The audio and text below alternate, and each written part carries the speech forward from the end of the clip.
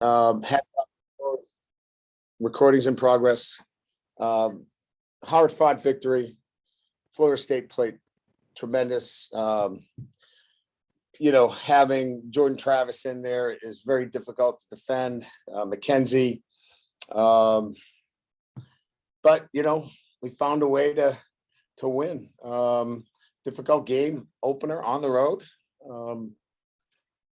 Again, I think what's most important here is, going on the road, winning the opener against a team that presented a lot of challenges, and we found a way to win the game. So we know we got work to do, but I like this team.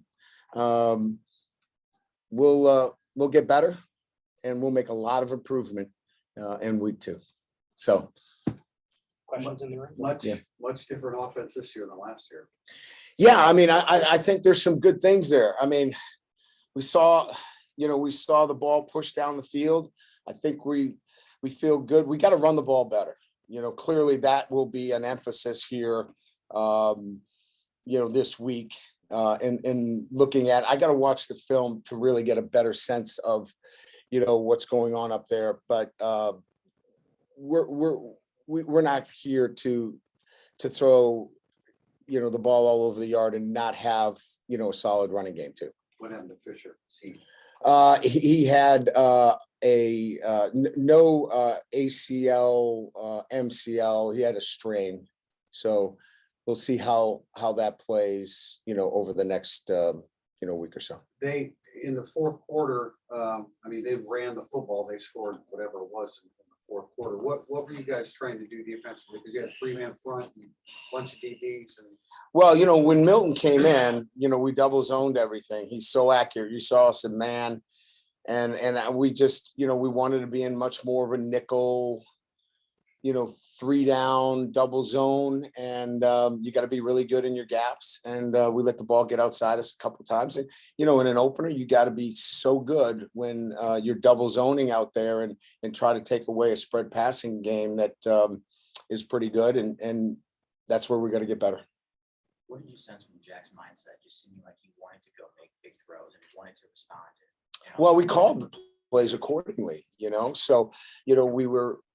He had the opportunities to push the ball down the field. We missed a couple of third downs. I think if there's anything that we're looking at critically, we needed to be better in third down, especially in the first half, right? We missed a number of third down opportunities. And then, we got into that lull there where, we didn't execute as well as I would have liked to offensively. And of course, defensively, we gave up some big plays. So, again, I told the guys, winning's hard. You've won a lot. You've worked, really hard, but we really got to look at this critically and to take the next step forward, we got to clean up a lot of things. Brian, Go ahead, Elsie. Yeah. you said something in your post-game interview right after the game about executing the entire team. Just can you elaborate on that? Oh, it's an old John McKay quote. I was kidding. It was tongue in cheek. It wasn't funny. It's an old John McKay quote that he used after the game. So I was talking and making a joke about it. Why it was taken serious. Are you people crazy? I'm sure. Not everyone knows us knows you like we do, Brian. Right. Oh, it's a John McKay quote that he used after a game. I was stealing one of his old quotes and being funny. I guess nobody likes to be funny anymore. So yeah, if you want to, take me to town on that, please do. You have so many new players in new roles. To have a game like this on the books, regardless of what you have to clean up, just from an identity point of view, you've won value games like this before, but maybe not 41-38. What's the value in that for Jack Cohn or JD Bertrand, Isaiah Foskey? Yeah, no doubt. I mean, playing in this environment, right, on the road, we're not playing a 1AA team here. We're playing a team that presented many challenges. You guys watched the game as I did. There were challenges. The backs are good. The receivers are good. and they had a physicality to them. It was a good football team that was presented today. Now, the challenge will be, can they play at that level each and every week? They did tonight, and they challenged us. So it will get us better by being in this environment. So it'll get those individuals better for being in this game and finding a way to win this game. Foskey, the individual, I think we've asked you about him a bunch. And you said you've had confidence. Like, is tonight what you've seen in practice, maybe when we're not there? Yes. And this was a game that he needed to be in. This was dropping into the flat and covering the back, leaking out. They wanted to throw a throwback screen, and he's in good position. There was so much. I know you guys don't want to hear this, but there's so much good teaching in a game like this.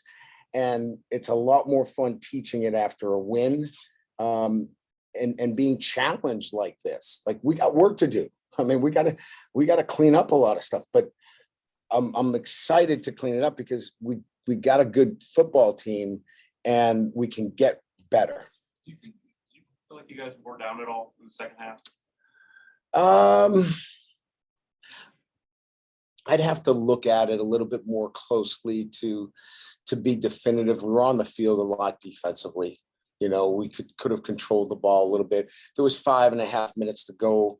I thought we were going to control the clock at the end, and we didn't. We put our defense back on the field too quickly. 3 calls that went against you. You had I knew you were going to bring it up because you just know how I'm going to handle it. You should have seen my reaction. I mean, I would. two of them at Here's least what that I would you ask the could have media: ended the game. what do you have to do to get a roughing a kicker call? The guys got spun around. I mean, I guess you just don't protect them anymore. Even the fumble to start the second half on the kick return.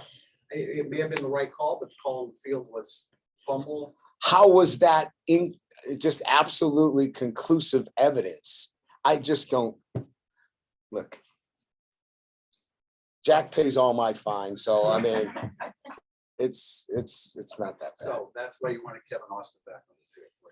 Yes, looked pretty good.